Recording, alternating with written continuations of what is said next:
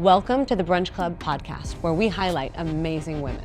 Join us to fill your cup with inspiration and motivation as our guests share their experiences, their stories, and some hot gossip. Hi, everybody. Welcome back to the Brunch Club podcast. We are here at my sister's closet in Newport Beach, and today we are going to be talking with Maricela Rios-Faust, who is the CEO of one of my favorite nonprofits, because it's near and dear to my heart, because it helps a lot of women and men and survivors of domestic violence. And, you know, that's just, we all have our favorite charities. So Human Options is been around for how many years now? 45 years. 45 years. Yeah. And we were just at the gala earlier this year celebrating that. Mm-hmm. So thank you for joining us today. Yeah, thank you for having me. I'm excited to be here with you all. Yeah, so on the Brunch Club podcast, we talk to different women about their journey, what they've been through, how they've gotten to where they are today, what has inspired them.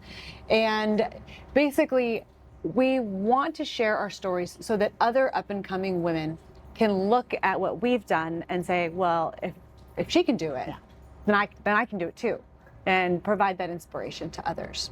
So, you know, you're the CEO of a very successful nonprofit that's helped thousands of people over the years. I mean, how did you get to be in this position? Yeah. What's your journey? It's my journey. So I'll sort of maybe try and make the journey a brief journey. I always knew I wanted to help people, wanted to be in the helping profession. So I actually studied psychology as an undergraduate student. And I stumbled across an opportunity to be an intern. Okay. And at the time I was working with kids that were at risk for gang involvement. And I learned really quickly in that work that there were so many people that had some history of abuse, some history of childhood family trauma. And in that role, I was picking up different ways to get involved more and more with the community. My path to being the CEO of the organization though really came with like small leadership opportunities, and probably the best advice I ever got, and I credit it to why I'm a CEO today, is when you're in this role, you do the job you have really, really good, and you learn the job of the person above you, and you really work hard to get that. And so I did that, but I also along the way really relied on having mentors, really strong advocates that really sort of help push me and challenge my thinking.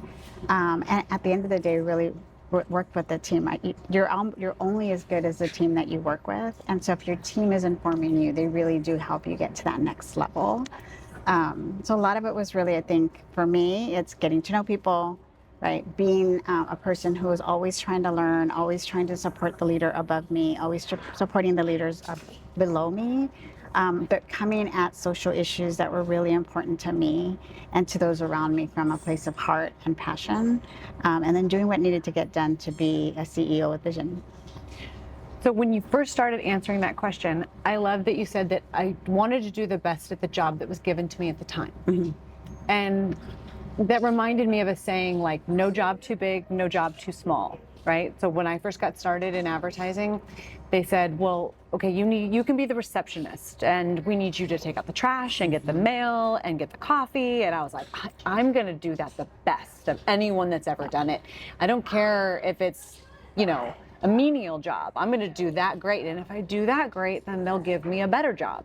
So I feel like that's kind of what you were saying. And then having those mentors and team members to support you too.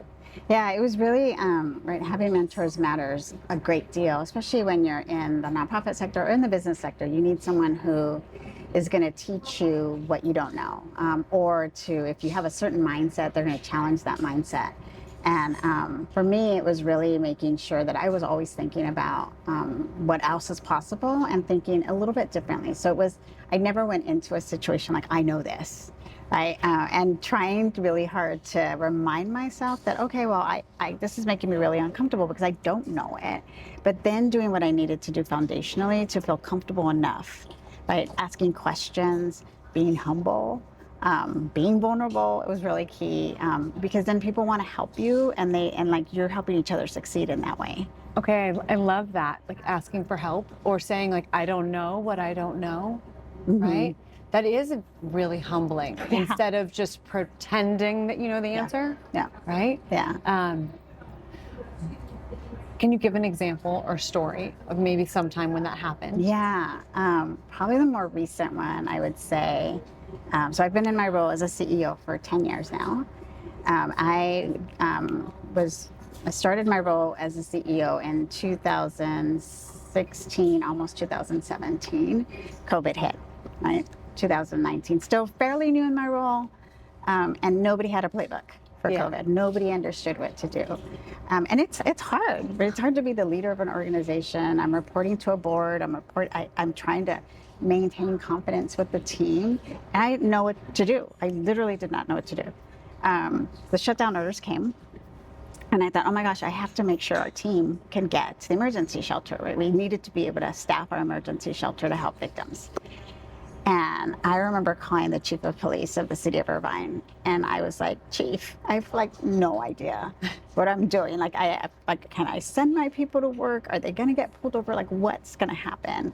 And he was so kind. He said, Maricela, nobody knows what they're doing, right? Like, we all don't know. We're all trying to figure it out. This is like the first time we've all gone through this. And so we came up with a plan that was like so beautiful because it meant he and I got to really work through, like, what are the scenarios where my team's going to be out there? What are the things they could do? And then how do we help lean on them to help support? And so it's humbling, right? You're calling, here I am, calling the chief for like a problem where I'm like, I should be able to figure this out. But it was so much better that we came up with it together. Okay, I love the example. I love that you asked for help. I also love that you leaned on your community because I think particularly Maricela has done a fantastic job of building a strong community.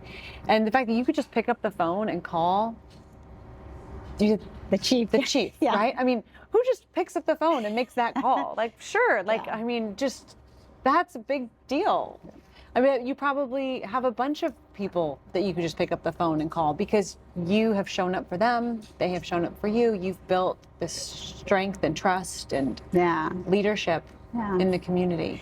Yeah, I've also, right, I mean, I grew up in the nonprofit sector. I grew up in the Orange County community in this work. And so many of the individuals who I worked with in my 20s are in key positions now in our 50s. And so it's really, I think we often forget that like relationships matter and how you treat people matter, and you just never know where someone's going to end up. So treat people with respect and with dignity, right? And so that was really key. And you're right. I think for me, it's finding people who care about our mission and care about the community and connecting with them so that I can pick up the phone and talk to them. And I feel like they can do the same with me. Yeah. So I was over at the Working Wardrobe's office yesterday, and there was this big sign on the wall, dignity. Yes. Yeah. And that's a key word that you just said, and it just keeps popping up for me. That is a big part of when you're working with the people who come through with Human Options. Dignity must be a big part of the experience. Yeah, it's incredibly big. It's when you have individuals who are coming to you for help, and no one has ever treated them with dignity, or maybe individuals have, but certainly the abusive partner does not. They make them feel less. They put them down. They, question every decision that they've made. And so that person slowly begins to cower and become a shell of the person that they are.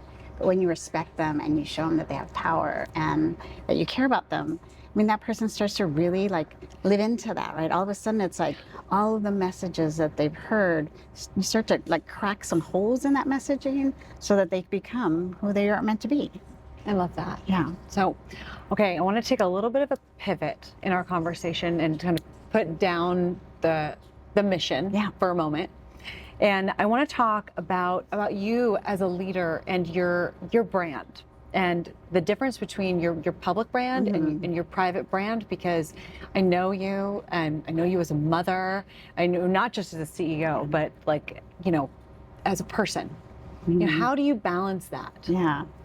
Balance is hard, right? Balance is one of the, I think, challenges that we face, especially when we are in these higher level positions. I would say what I've tried to do is really integrate and figure out what is the thing that I'm most focused on in this moment and who am I representing in this moment. And so as the CEO at Human Options, I have a very public-facing brand, right? It's very much about the organization, about our mission, about who we serve and those that serve with us.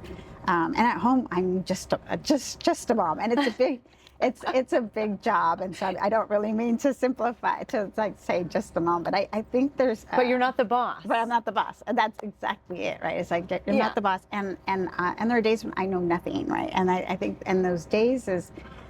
When you are in this bigger role as a CEO and like you get paid for strategy and you get paid for thinking and problem solving, and then I'm in the role of a mom, and now it's better if I don't have the answers because my daughter needs to figure it out for herself and she wants to figure it out for herself. Or it's actually really humbling to not really be in touch with like the pressures that they're dealing with, right?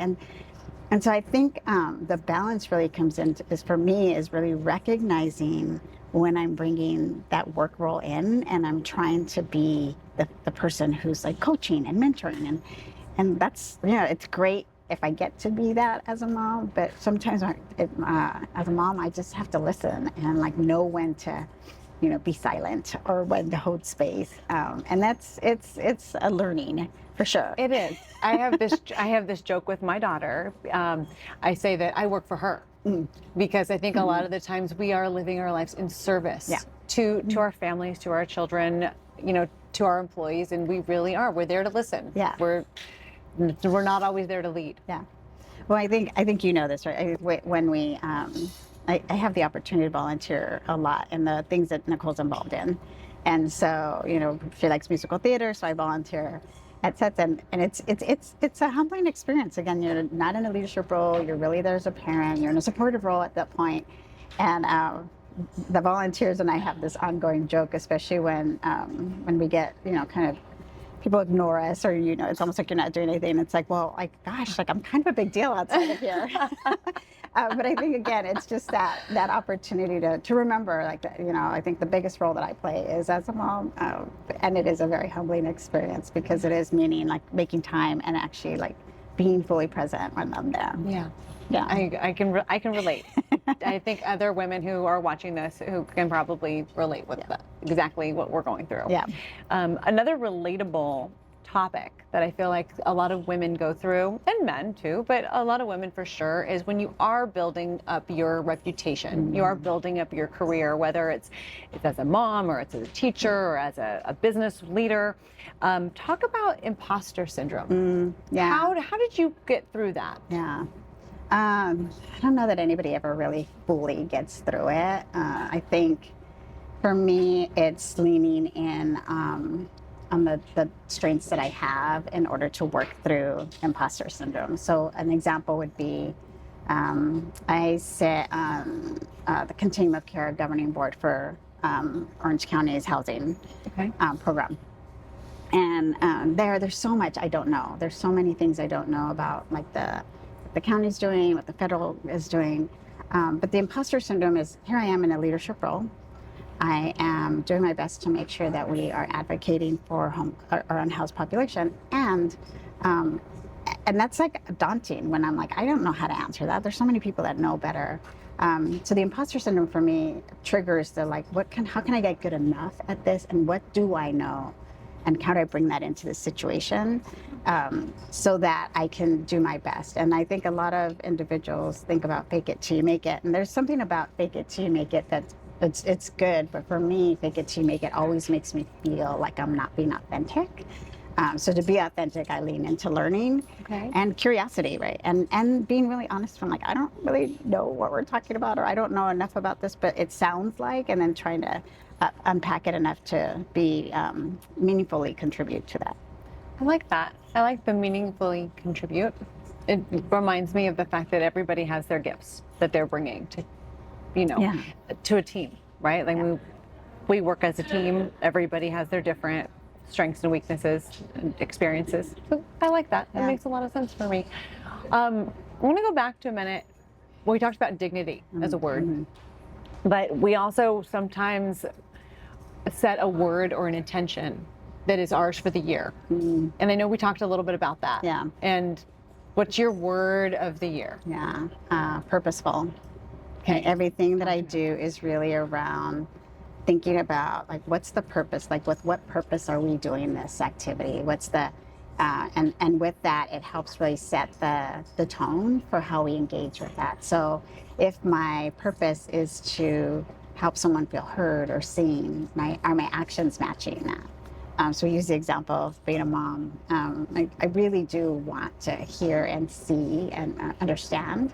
But sometimes my actions don't really match up with that, especially when I'm jumping in with solutions. So really purpose is more around if that's what I want to achieve, am I acting in a way that helps me achieve that? And it's the same with the organization. It's like, why are we doing this? So what's the purpose of this event or the purpose of this activity? And is the thing that we're putting in place going to actually achieve that purpose? That's important. Yeah. For advertising, I get asked by my clients all the time, is this going to move the needle? Is this going to meet our goals? Is this going to meet our purpose? Right? A lot of what we do has to be tactical or relatable or trackable, quantifiable, right? So purpose sometimes is quantifiable. Yes, we have this many more likes or this many more followers or this many more sales. Other times purpose is more of a feeling. Yeah. It's more of a community. I like that you can set the intention of being purposeful. Yeah. Into different areas. Yeah. One, it's also, purpose helps you get at the heart, really, right? It's like, it's what's driving you. It's a way, I think, for that bottom line and your goal and your like your heart meet, right? It's not just one or the other. Yeah. I think that's kind of where the magic happens. Yes. Definitely. Yeah, that balance between it. Yeah. So as you're thinking about your role as a mom, your role as a CEO, relationships, community, all of these things coming together, what do you see is really on the horizon for you? What's next? Yeah. It's a great question. So I think what I've been really looking at is how I lead as an individual, and different stages in my life I've led differently. When I was in my 20s, I was the fun boss. I got to do a lot of really great things and connect with my team in a really unique way. I think we're still one of the best experiences I had as leader. And as I've grown, I've had to really adapt my leadership style. And now it's really around thinking about my team in a way where they have the tools that they need to succeed and help the next generation succeed. And so that means, again, it's purposeful. It's maybe bringing some of the things that I need to learn as a parent and practice as a parent into the workplace, right? So really stepping back, listening more, allowing people to come up with their own solutions as long as they understand the purpose of what we're doing. And I think that's what's next, is trying to lift up into that next level so that I could be much more strategic and forward facing and think about what do we need to be doing as an organization in the next 5 years and the next 10 years, and then give our team the space to create. Yeah. I can't wait to see how that all unfolds. Me too. Yeah, that's wonderful. Yeah. So being at the gala this year to celebrate the 45 years, it was amazing to hear the stories of all the different people who have been touched by the work that's been done, and the relationships of second generation or third generation community members who have been supporting human options over the years. So as you're continuing to lead with purpose and giving people the time and the space that they need, I think the sky's the limit. You guys are going to continue to do great work. Yeah. And I look forward to continuing to support you. Thank you. Whatever I can do to help. Thank you. It was wonderful to have you there and to have your daughter and my daughter there. It was wonderful to just have you in the room. Yeah, well, I really liked that our daughters got to see you on stage, not just, receiving your award, but also seeing you in the role of leader. Because when you walk in the door as a mom, like when the kids were little, I would walk in the door in my suit and my heels, and I would immediately get thrown into making dinner or bath time or changing a diaper or whatever, and it's okay, a whole other role. But now getting to bring our children to see us at work to see us speaking, to see us leading a board meeting, or to see us at a gala. Like, that's a whole other side that I'm really excited to continue sharing that with them. Yeah. I mean, if we're lucky, maybe they'll want to work with us someday. Yeah, definitely. And I think it's, for me, it's I often on a day-to-day basis, she gets to see the frustration or like some excitement or, you know, the heaviness of a day or the lightness of a day. But that event really allowed her to see the end product. Yeah. Which is, it's something I don't get to share very often. It's just nice to have her there. Really good. Yeah. So I was really glad. So, Yeah. all right. Well, any final thoughts you want to leave with our community? I think it really just, it's been a pleasure, obviously, to talk to you. I really enjoy our friendship and have really enjoyed the opportunity to get to know you on both levels, both the professional and the personal. And then just something I always like to end, because inevitably somebody is dealing with domestic violence. And so if you are, I'd really love the opportunity to share our hotline number, which is 877-354-8773. Oh God, forget it. Sorry. No, that's okay. You'll get it. Okay, 877. Hold on, I just had it in my head. Darn it. I'll have to look it up. Sorry. We will put it on. We will Yeah. put it in the description. We will put it on the screen. Yeah. We will put Sorry. the number. I'm all sorry. Well, we'll make sure that you guys have it. We Yeah. will link to it so you have it. So yeah, definitely reach out if you or someone that you know might need help or is going through something. Yeah. You know, don't hesitate to do that. So thank you guys for spending time with us today, joining us for this episode of the Brunch Club, and we look forward to, you know, staying in touch. Yes. Yeah. Thank you. Bye. Thanks for stopping by the Brunch Club podcast. It's been fabulous to share this time with you. Are you interested in being on the show? Do you want to nominate somebody? Reach out at rachelswoboda.com.